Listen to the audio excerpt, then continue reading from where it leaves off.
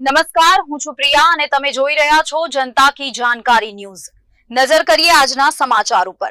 August 2024 તેમજ October 2024 અતિવૃષ્ટિમાં ખેડૂતોના નુકસાન સંદર્ભે સુરેન્દ્રનગર જિલ્લાના 7,04,699 ખેડૂતો વળતરથી વંચિત। તમામ ખેડૂતોને વળતર મળે તે માટે દસાડા લખતર ધારાસભ્ય પી.કે. પરમાર તેમજ ધ્રાંગધ્રા ધારાસભ્ય પ્રકાશભાઈ વરમોરાની આગેવાનીમાં સુરેન્દ્રનગરના ખેડૂતો ગુજરાતના માનનીય મુખ્યમંત્રી ભૂપેન્દ્રભાઈ પટેલ તેમજ કૃષિમંત્રી રાઘવજીભાઈ પટેલને રજૂઆત કરતા અરજી કરેલ તમામ વંચિત ખેડૂતોને સહાય મળવાની ખાતરી આપેલ છે।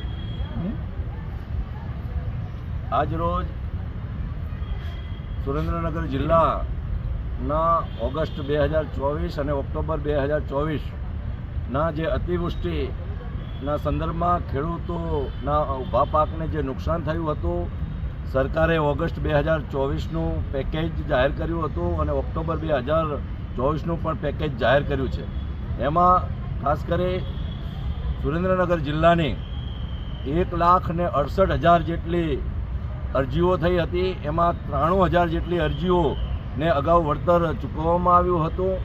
74 જેટલી અરજીઓ એ બાકી રહી ગઈ હતી। માનનીય મુખ્યમંત્રી શ્રી ભૂપેન્દ્રભાઈ પટેલ સાહેબ અને માનનીય મંત્રી શ્રી કૃષિ રાઘવજીભાઈ પટેલ સાહેબને આજરોજ અમારા સુરેન્દ્રનગર જિલ્લાના ખેડૂત આગેવાનો સાથે રૂબરૂ મળ્યા અને આ જે પેકેજ જાહેર થયું છે અને એના કારણે નવેસરથી અરજી લેવાનો જે વિષય છે તેમજ અમુક પાકને વળતર મળે એ પ્રકારનો જે વિષય છે એની નારાજગી એ સુરેન્દ્રનગર જિલ્લામાં હતી।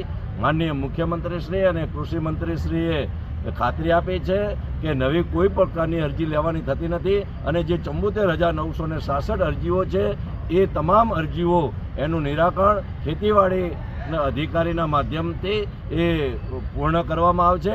ટેકનિકલ ખામીના કારણે જે કોઈને વળતર બાકી રહી ગયા છે એ તમામને વળતર આપવા માટેની ખાતરી આપી છે। ત્યારે ખાસ કરી અમારા સુરેન્દ્રનગર જિલ્લાના અંદર ખેડૂતોની અંદર ઉત્સાહનો માહોલ છે। આજે લગભગ 100 જેટલા ખેડૂતો એ માનનીય મુખ્યમંત્રીશ્રી અને રાઘવજીભાઈ પટેલ કૃષિમંત્રીશ્રીને મળ્યા છે અને એમનો આભાર વ્યક્ત કર્યો છે। અને ત્યારે ખાસ કરી માનનીય મુખ્યમંત્રી શ્રી ભૂપેન્દ્રભાઈ પટેલ, નાણામંત્રી કનુભાઈ દેસાઈ અને કૃષિમંત્રી રાઘવજીભાઈ પટેલ સાહેબનો હું ખૂબ ખૂબ આભાર માનું છું।